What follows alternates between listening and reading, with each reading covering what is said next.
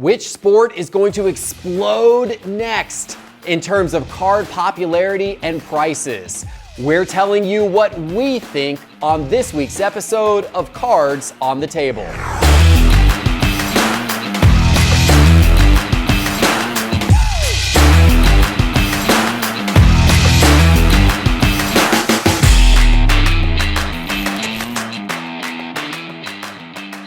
Hello, sports card investors, and welcome back to another episode of Cards on the Table, our fast-paced talk show where we take topics from you, the audience, and turn them into great discussions. And we are going to jump in with our first great discussion today around the next sport that is going to explode in popularity and value. Joining me for today's discussions is Doug, our Director of Community Partnerships. Howdy. Howdy, Doug. Welcome back, sir. Thank you. And one of our content wizards, Hammer. You know him from Hammer Time and, of course, this show, as well as others. Welcome back, Hammer. Always great to be back. It is great to have you back. We've got a lot to talk about today. And this first topic, which was suggested by you in the YouTube comments, is a pertinent one, because it seems like if we look over the last few years in the hobby, we see these patterns of different sports cards all of a sudden taking off and getting really, really hot. The last couple of months, it has been WWE. It has been wrestling, with Prism releasing their first WWE set. But it wasn't long before that it was F1. And it wasn't long before that it was UFC. And you can go back through time and look at moments that tennis cards had their moment to shine, or other cards had their moment to shine. So the question becomes, what is next? And I'll warn you guys right now, I got all the data with all the right answers. So I'm going to let you guys go first with your wrong answers, and then I'm going to let everyone know what the correct answers are. Doug, you're always good for a wrong answer, so let's start with you. Florida Gators cards, right? Oh, exploding in popularity? They're always popular. They don't explode. I thought I was full of the Always wrong popular. answers. Always popular. For me, honestly, this is going to be kind of a tricky one, but I'm going to go with F1, Formula One. I've got, of course, the McLaren hat on right now. The thing with F1 is very new in terms of chromium cards. It's only a year, 2 sets old now for Topps. And the problem is they're so expensive already. Is there any room for them to grow, or is just sustaining that level of popularity good enough? So the thing is, F1 has an extremely wealthy fan base, which I think is really unique towards F1, right? When you think of F1, you think of these lavish parties, you think of, they make F1 inspired Rolexes and Tag Heuers. Like, this is such a wealthy fan base, and these opulent events and these penthouses over Monaco, these yacht parties. When I think of that, I think there's a lot of money within that fan base, and it's showing up right now. Also, I think what helps is that there's not a lot of product. There's Topps Chrome and Topps Chrome Sapphire for year one. Now we've got, paper product, and we've got Topps Chrome Light as a product as well. So it's going to expand more. But if they keep it to a limited product selection, I think the popularity is there. I think there's enough passion for it worldwide, especially with the new Netflix show. Well, not too new. 4 seasons of Drive to Survive. There's a lot going on. And you got the race in Miami. Yep, a lot going on. There's a lot happening there in the U.S. around F1. Some would say it has already exploded. It has. If you look at what those hobby boxes from last year's Topps Chrome, their first release, came out at, $2,000 versus what they are today, they've gone up, multitudes. But you still think it's got room to go? It's got room to remain popular? I think it's got room to sustain at the very least. At the very least. Yeah. Very interesting. What about you, Hammer? So I'd probably put my money on UFC. Now, I know there's been some popularity around it before, but if you look, I think there's enough legends. You look at Chuck Liddell, you look at Conor McGregor, you look at upcoming guys like Paddy Pimblett, Sean O'Malley. So I think from just a player pool standpoint, they're bringing in enough guys that are going to continue to showcase UFC in a good way. And you also look at sets like Prism and Select that were already released and showed to do really well. So I think the combination of some of those things, the fact that it's international, the fact that also it's on just about every weekend, so fans can really tune in and see which fighters might be worth grabbing. So for me, UFC is the easy choice. Yeah. Okay. Another thing I like about that pick is you get to see the fighters in their personalities a lot more than you would other sports. These guys aren't wearing helmets and full, like you get to see them, you know what they look like, they're very recognizable. You have interviews with them after every fight, they're on, countless podcasts. So they develop these personalities, and I think that helps as a fan get more attached to a specific fighter in this case, and makes it more And you got collectible. Panini's entire marketing muscle behind it because Yeah. they don't have much else left. Like, right. once they lose football and basketball, which is going to happen down the road, now they've lost WWE. Well, actually, they've gained WWE, I should say. So they do have WWE now as well, but they've obviously got some soccer. They've got, but UFC is a big one for Panini, Yeah. so they got a lot of motivation. All right, so I wanted to get technical with my answer here. I looked up the last time that Gallup did a nationwide survey on Americans' favorite sport. It was a few years ago, but the survey results came back 37% of Americans say football is their favorite sport to watch, 11% basketball, 9% baseball. Football is absolutely dominant. And by the way, it's interesting looking at the history of this, how that lead for football has grown dramatically over time. Soccer is 7%, which was by far the highest it had ever been the last time they did this survey. Hockey, 4%. The next one. And the next one's what I'm interested in. What is the next one? What are the next couple?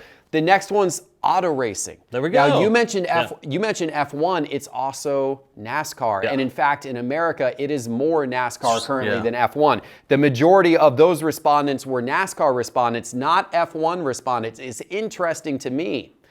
There are NASCAR cards. Not only Yeah. are there NASCAR cards, but there's big sets of NASCAR, like National Treasures makes NASCAR cards every single Incredibly year. affordable as well. They are unbelievably cheap compared to all other sports. They never get any attention. We have hardly ever talked about them on this show before. Right. It's interesting to me, and I know it's only 2% of respondents, but it is the next sport that came up on the list, followed by tennis and golf as the next two. You got to get on down to get into even mixed martial arts. And this may be different if they did the survey today. This was 4 years ago. Likely would be, yeah. It could be a little bit different today, but that kind of struck me. So, I mean, look, it's a long shot. NASCAR cards are a little bit of a long shot, but that was interesting to me on the list. Tennis and golf also being there was interesting to me as well. We got to move to the next topic, but one final tidbit. This was so interesting because they've done this survey all the way back to 1937. Wow. And if you look over time, and for example, in 1948, when they did the survey, 39% baseball as the number one answer. Not a huge surprise there. 17% football, 10% basketball. Wow. During the last junk wax era, I thought this was interesting. If you go back to 1990, football was in the lead at 35%, but baseball 16%, basketball 15%, whereas today it's football 37%, basketball down at 11%, baseball down at 9%. Wow. Wow, have times changed. And Unless you're football, apparently. Unless you're football. Yeah. Unless you're football. And it's interesting. I know football is not always as collectible because you're really just going after the quarterbacks. But man, those numbers really support football as as a collector's paradise, perhaps. Okay, guys, we got to get to the next topic. We're diving into the data dive. Now, Teapot is not with us today. He is on a well-deserved family vacation this week. I don't know how we let him sneak out of the office. We're not supposed to do that. Security is supposed to prevent that, but he got out of the office nonetheless. He's on vacation, but he did record an episode for the Market Movers YouTube channel last weekend where he broke down players you should buy, sell, or hold in the NBA playoffs. He compared Vegas odds of how far these teams could advance in the playoffs to the players' card prices, who was on those teams, etc. And so check his episode out. After you get done with this one, go to the Market Movers YouTube channel. Make sure you subscribe to that. But I want to ask you guys, who are you looking at from a buy, sell, hold perspective now that the playoffs are underway? Are there opportunities still to buy, or are you selling? What are you thinking? Let's start with you, Hammer. Give me a couple of names here. So I'm going to start with hold, and I'm going to go with a New Jersey boy, a fellow New Jersey boy, Kyrie Irving. I mean, he's become the most polarizing player in the NBA at this point, and it's great to see a villain, back in this sport where it seems like they've kind of shied away from that. And, this series has been really fascinating so far, but I think the Nets are going to pull it out. And Kyrie had a great game one. I think he's going to continue to play well, and I think he is going to continue to be the center of conversation. So that's who I have right now as a hold. And as a sell, I have the Jokic. They haven't looked very good against the Warriors. It looks like he might win another MVP, so I do think that will help. But got shut down by Draymond Green, though. Yeah, I know. 6'6" Draymond Green shut down an MVP Jokic. I mean, that's...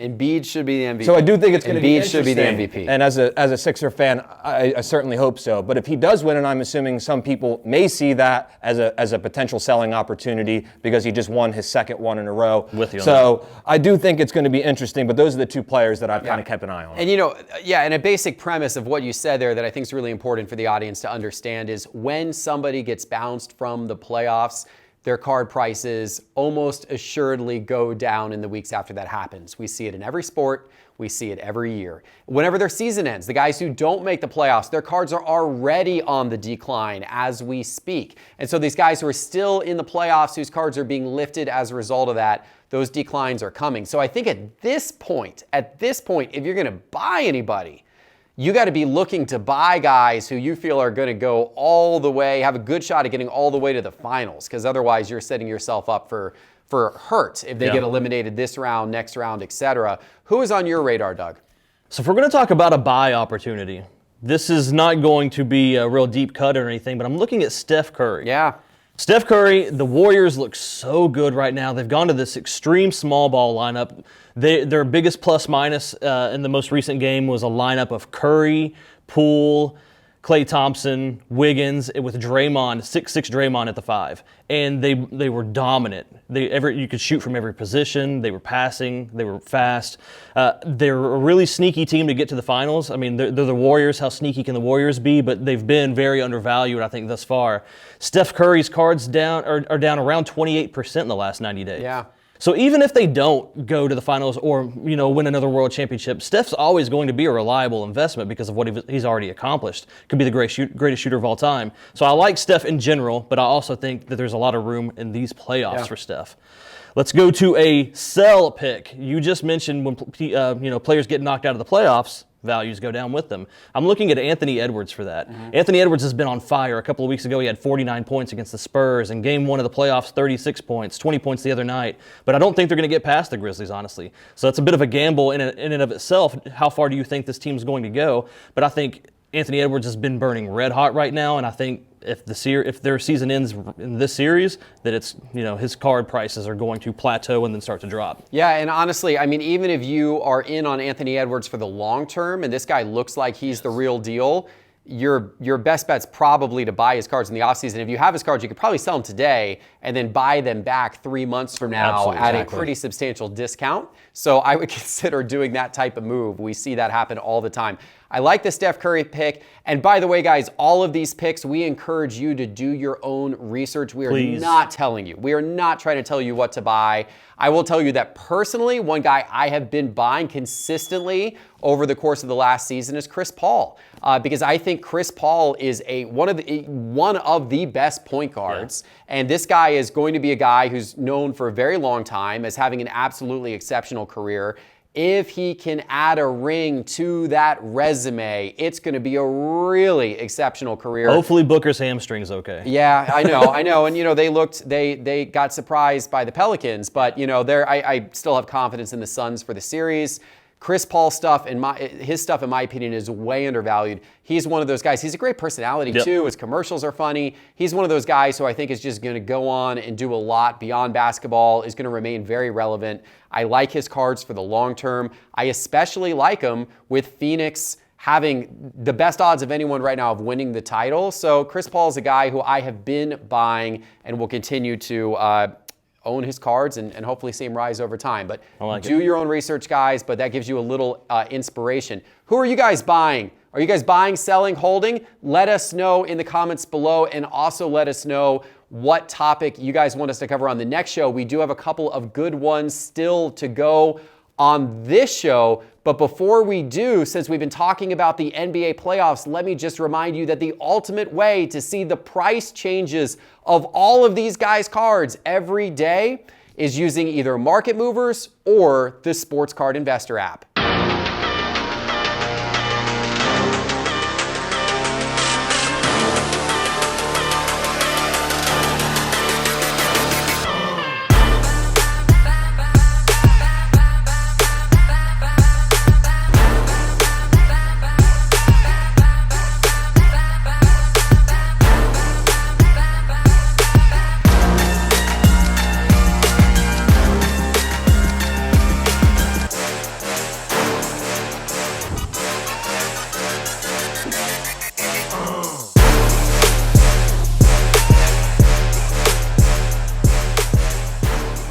And guys, you can grab that Sports Card Investor app in the App Store by searching for Sports Card Investor. It's totally free to get and to use. Okay, let's get to our first mailbag topic. This is another topic that was suggested by one of you in the YouTube comments during last week's show. Are there too many sets in the hobby? Are there too many sets in the hobby? That's a very wide question, but Doug, break it down for us. What do you think? Yes, and also no. This is a really tough one, and I think this is going to be a problem that Fanatics has to solve when they're in charge of everything eventually.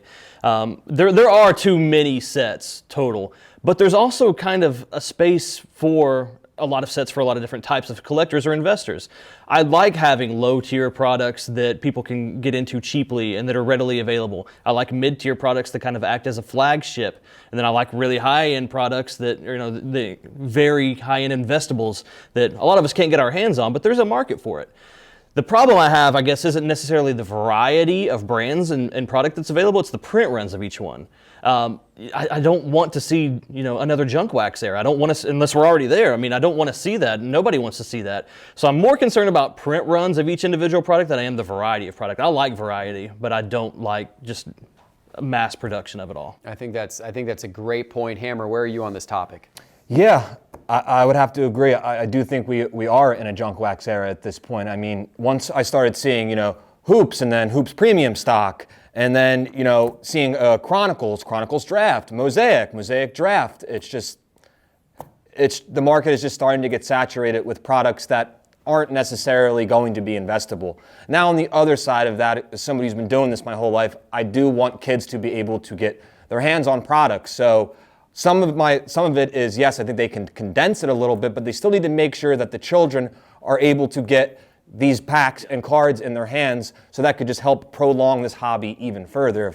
If that stops, because at a certain point, people could not go to Walmart or Target and find anything. Now they are. It's just not, the sexiest of products compared to what most sports card collectors are used to. So I do think it's way too much. And even looking at baseball, it seems like every update set now has a Sapphire. As somebody who absolutely loves Sapphire, it seems like they're saturating it. Every update set now has a Sapphire. They have Bowman Sapphire. They have Bowman Draft Sapphire. I don't need that much Sapphire. I liked it from the beginning because it was relatively low printed, and it was considered a base rookie that was still rather scarce. So I understand it's a business, but they need to figure out a way. Fanatics should hopefully figure out a way to pump the brakes a little bit. It's a challenge for sure because there's so much demand. So of course the manufacturers want to be able to supply that demand, but at the same time, how do you do it? I don't mind the variety of sets. What I do mind, kind of building on your point, Hammer, is when they mess with the key core sets. Mm-hmm. Just don't mess with Prism. And don't produce Prism Black and Prism Choice and hybrids and all that, and updates and whatever. Don't mess with Select. Don't put Select in retail. You've already done that. Thanks, Panini. But those key sets, don't water those key sets down. Keep those key sets true to what they are. The sets that are what I consider to be the investor class sets, preserve the sanctity of those sets. That is something I think Fanatics is going to do really well. I do think they're going to disclose print runs, especially for those types of sets, sell them more fairly through the blind Dutch auction format, etc. One quick thing, I know we're out of time on this topic, but I want to say, if you're going to make a product, put effort into it. We don't need clearly Donruss and Optic to be the exact same card. Yeah. But one's paper, one's acetate, and one's chromium. Put some effort into it. Give us new photos. Give us a new design for each product. It's just a cash grab is what it feels like. Yeah. Certainly. Yeah, I totally agree. Well, this segues into the next question, again, asked by you in the YouTube comments. So we talked, there may be too many sets, but of the sets that are out now, of the newer sets that maybe have come out in recent years, what are one or more that you are bullish on? And we'll start with you, Hammer. Are there some sets out there that are ones that you do say, yeah, that is one that I'm willing to invest in. That is one that I like. Yeah, so on the football side, I would say Mosaic when it came out. It's a great Chrome option. I like the fact that it's released during the season, where it seems like right now that's really the only Chrome sort of product that you can buy for the football rookies of last year. So I think that's going to continue to grow because it's one of the only products right now that's halfway decent that you can actually buy and go rookie searching for within those products. Now, One that's not as much of a newer set, but on the baseball side, is Topps Heritage. I mean, Topps Heritage is out right now. Everybody's Wander Franco hunting. I think there's a lot of opportunities there. I mean, if you look at the chrome variations, they're only numbered to $9.99. If you look at the refractor variations, they're only numbered to around 500. And compared to Topps Chrome, I think you have one a refractor in 1 in every 2 packs. So they also have action variations, which is a good variation to the SSPs that Topps flagship offers. So, and I also think it just pays homage to the history of baseball cards and how Topps has been able to do this for years. So that's one that I'm keeping an eye on for baseball. Yeah, very, very neat. You know, Mosaic's grown on me. I really actually like the design of Mosaic. I like some of the things they've done. Yeah. I like the honeycombs. I like Genesis. I like some of the things they've done with that set. I think they got some cool things going on. I do worry about how much of the base stuff is printed. I feel like a lot of Mosaic is printed. I feel like that's one of the reasons why you can find it available, but it's got some good stuff going on. So I do think it's kind of, the cards are pretty cool. How about you, Doug? There's one answer to this question. 0 cool. Oh boy. No, I'm just kidding. You're going to get attacked in the comments. V Friends to the Moon, G Pals is the next 0 cool. That's right, G Pals. You guys both said something that was on my mind, and it's Mosaic. You've both said a lot of good things about Mosaic, so I won't try to repeat too much of that. But one problem I have with Mosaic that they could do to make that a much better product is their hobby end. A hobby box of Mosaic typically only has 2 to 3 numbered cards in it, and nothing's exclusive anymore.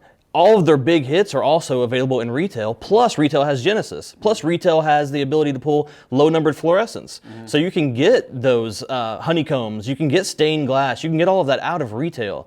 They need to do a better job with their hobby product, and then I'm really high on Mosaic. Okay. I think their True Silver is one of the best-looking silvers out there. Not Silver Mosaic, but True Silver. They Beautiful. look nice. Another product I'll say is Sapphire. I know you just talked about Sapphire, maybe there's too much of it, but when there's so much product around, I always look for the higher end of that. Sapphire is the best of Topps Chrome product. They've got it for F1, they've got it for soccer, they've got it, of course, for baseball. I'm a Sapphire guy, so I think Sapphire, only being around since 2016, has a lot of room. And I'm going to give you my answer, which is a twist on the question, what are the sets I'm investing in? I'm looking at lower print, lower population insert sets. I'm looking at the insert sets. You know, obviously we've seen Kaboom take off in popularity. Color blasts are really cool. Few that I'm looking at, I've gotten recently into Blank Slate. Yeah. I really like, man, those are Blank Slate's beautiful. And of course, I'm sure some of you out there have been collecting those for a while, but man, I've just started recently buying some of them and love those cards. One that I have been buying for a while is some of the early stained glass. I think it's completely overlooked. I have 2012 like innovations? 2012 innovations, the first year of stained glass, where the cards were actually the see-through, like true stained glass. It's like acetate with color. Yeah. Not this ridiculous fake stained glass that they now, have in products. Chromium, but like the real stained glass, that early year stained glass stuff, 2012, 2013. I got Giannis as a rookie. I got LeBron, Kobe from 2012. Those are really cool. So the insert sets is what I'll give you. All right, guys, we're out of time for today. This has been a great episode. If you enjoyed this episode, hit the subscribe button if you haven't already. Give us a like. Let us know in the YouTube comments what you would like us to talk about during next week's show. And get that Sports Card Investor app on your phone. And if it's on your phone, which hopefully it already is, open it right now, because there are some really awesome basketball cards and baseball cards that are trending in the top 10 of the app today. And the rankings are pretty dynamic, changing every couple of days now, or really every day now, with basketball playoffs occurring and Major League Baseball in full swing. Hammer, thank you. Doug, thank you. Thank you for watching. We'll see you back in a couple days with our next episode. Take care.